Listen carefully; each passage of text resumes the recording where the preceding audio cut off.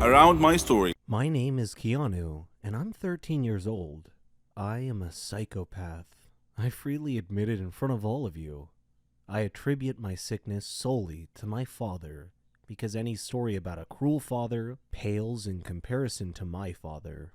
He would abuse me physically, mentally, verbally, and emotionally in every given moment. He left no stone unturned in this regard. He would beat me into unconsciousness. He accused me of being the cause of my mother's death, who died during my childbirth. Whenever Dad had any problem at home, he would accuse me of being the cause of it.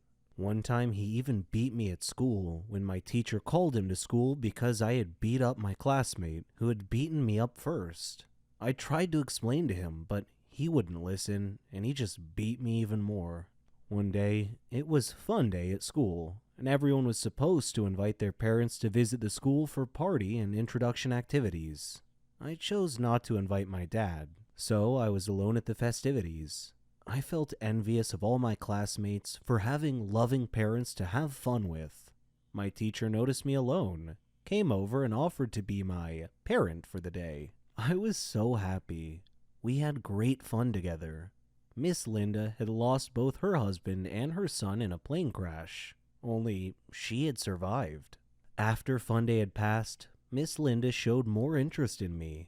She would bring me sandwiches and spend time with me during breaks. I thought of her as my mom. When I succeeded in my final exams, she hugged me with tears of joy. I unconsciously said, "Thanks, Mom." I went home happy that day, but had to face my dad again. He asked me why I was late coming home, and I told him about having to pass my final exams. He didn't believe me, though, and asked me to show him proof. Unfortunately, I had none, so he began kicking and punching me. There was a knock on the door. He tried to block me from opening the door, but I managed to open it. Miss Linda was standing there. She glanced at my bruises and bloody face and moved between me and my dad to protect me from further abuse. Dad snarled and threatened her with a beating if she didn't leave immediately. But she hit him in the eyes with a blast of mace or pepper spray, and he went down to the floor in extreme discomfort, grabbing at his eyes. Miss Linda called the police, told them about Dad's child abusive nature, and had him arrested. Now I live with Miss Linda as my new mom. Dad is in prison, where I hope he stays till he dies or rots. Either outcome is okay with me. I don't really like Indian movies because the actors are always overreacting, and the movies are not logical at all. But this is just my personal opinion. However, I've discovered that there are stories stranger than Indian movies. Let me give you a real-life example. I'll tell you a story about a young woman named Samantha. Samantha was a beautiful girl with blonde hair and green eyes. She lived with her grandmother after her parents died in a horrible car accident. The whole country read about it. She had many friends, and all the neighbors liked her. They considered her the most beautiful girl in town. Many had proposed to her, but she didn't care much for them. One day, Samantha was walking alone down the street after visiting one of her friends. Suddenly, she had an eerie feeling that someone was following her. She began running and crying for help. Her follower began running and stopped her. He was an ugly man, pointing a knife in her direction. He asked her to hand over her purse. She threw it at him and made a run for it.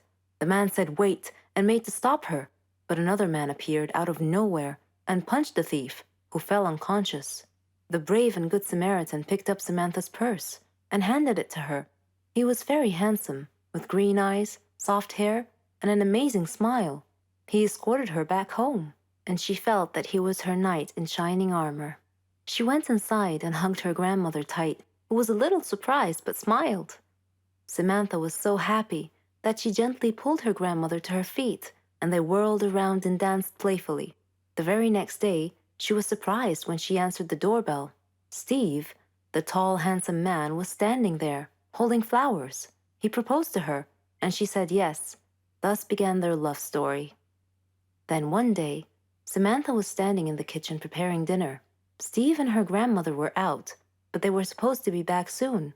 Samantha had everything ready, and she set the table. The house door opened, and Steve walked in. Samantha went to greet him, but she felt dizzy and fainted. Steve quickly took her to the hospital. The doctor congratulated Steve, saying that he was going to be a father. Steve was ecstatic, but Samantha was not. Instead, she was shocked and nervous. She said that she was too young to have kids, that she wasn't ready to be a mother. Steve was taken aback and said, "But why? Don't you want him?" Things were different from that point on. Samantha tried to get an abortion several times, but Steve was always stopping her. She couldn't accept it. She blamed Steve, but Steve couldn't understand her. In her 7th month of pregnancy, Samantha was with her grandmother at the supermarket when she saw a small boy run onto the road. Fearing he might get run over by a car, Samantha quickly pulled the boy off the road to safety. The boy's mother saw what happened and thanked Samantha, feeling so grateful and relieved. Samantha was crying at the moment and replied, "No need to thank me. I'm going to be a mother like you soon." For the first time, she was beginning to feel real affection for the baby. "Forgive me," she silently thought to herself. She tried to contact Steve many times to tell him that she had finally accepted. She was ready to become a mother, but he never responded. Finally, the day had come. Samantha went to the hospital to give birth. After the surgery, she was very tired. Nevertheless, when she woke up, she immediately asked for the baby. Her grandmother handed her the child. It was a daughter, and she was so beautiful. The nurse tried to take the baby out of her arms, but Samantha refused, wanting to hold her for as long as she could. The next day, Samantha heard a big commotion, and she had a feeling of dread that something bad had just happened. It was confirmed when she saw her grandmother's face. She asked what had happened, and her grandmother told her that a child was missing and had apparently been kidnapped. Samantha's pale face slowly pleaded, "Please don't tell me that it was my daughter." When her grandmother nodded, Samantha broke down and began crying and wailing in pain. The nurses tried to calm her down, and when she did, her grandmother came over to her and handed her a note. It had been found in her missing daughter's hospital crib. It was in Steve's handwriting. It simply said, "If you don't want her, I do." Then Samantha fainted. For many years, she tried finding her baby, but couldn't. Steve and her daughter had vanished into thin air. She felt as if time had stopped for her, but Steve didn't feel that way. He raised their daughter into a beautiful young woman. He named her Margot. Whenever Margot asked about her mother, Steve would always tell her that her mother was dead, but he often told her stories about her mother and how much he had loved her. Margot's intuition, however, told her that her father wasn't being completely honest with her, and that he was hiding some big dark secret. One day, Steve fell ill unexpectedly. He called Margot to him and told her that he was very sick and felt that he was going to die soon. He said that he wanted to reveal a secret that he had long kept from her, that her mother was actually alive, and that her name was Samantha. He told her that he had kidnapped her from the hospital at birth because her mother did not want a child. He regretted it and asked Margot to forgive him. He gave her Samantha's address, and soon after, he died. After his death, Margot decided to go looking for her mother. I am Margot, and I am now standing at my mother's address. At her front door, I cannot predict my mother's reaction when she answers the door and I introduce myself as her daughter, but I'm going to hug her and tell her that I've missed her for so long. Before this summer, I had zero experience with dating apps. Tinder wasn't even released until 2 years after my long-term relationship ended. During 7 years of my relationship, I had played around on my friends' apps, but never swiped left or right.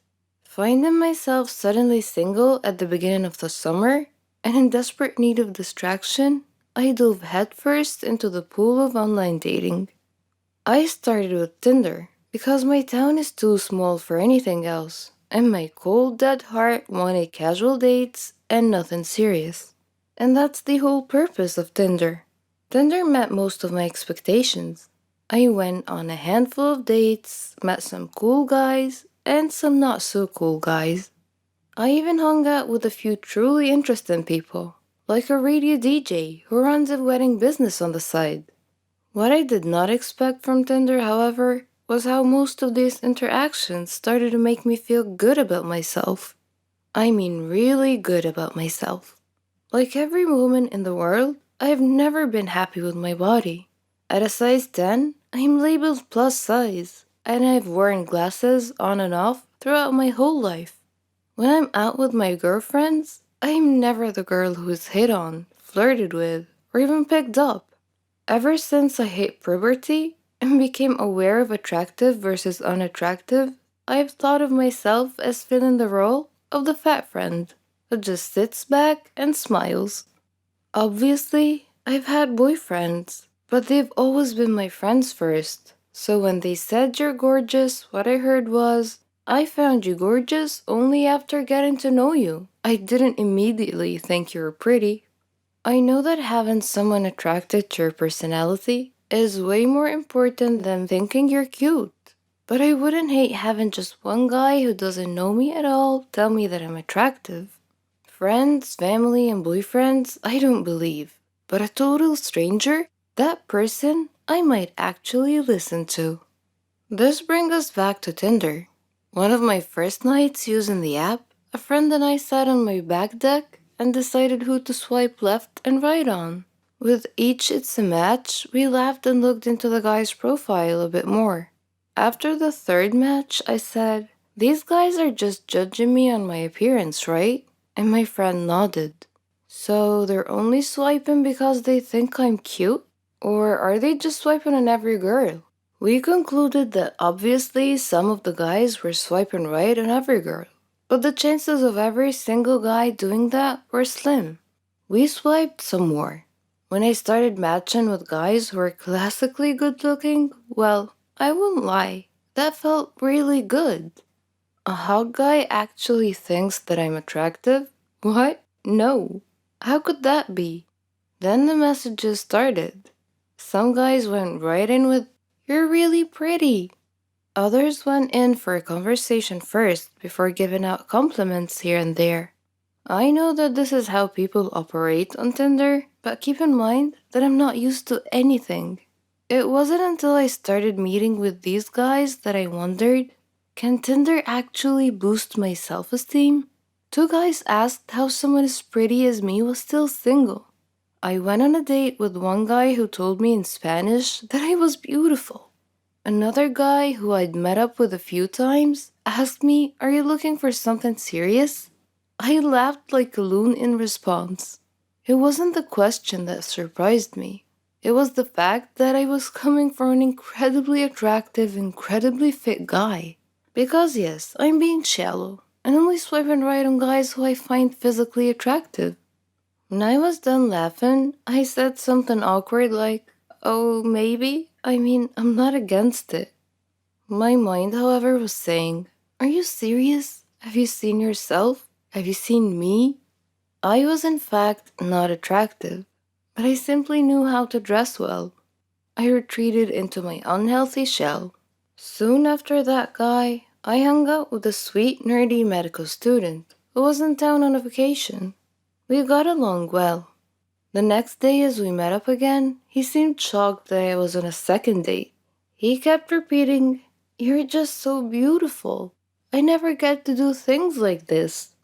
I don't know how to respond to compliments. And the medical boy shook his head. He said, don't do that. Don't body shame yourself.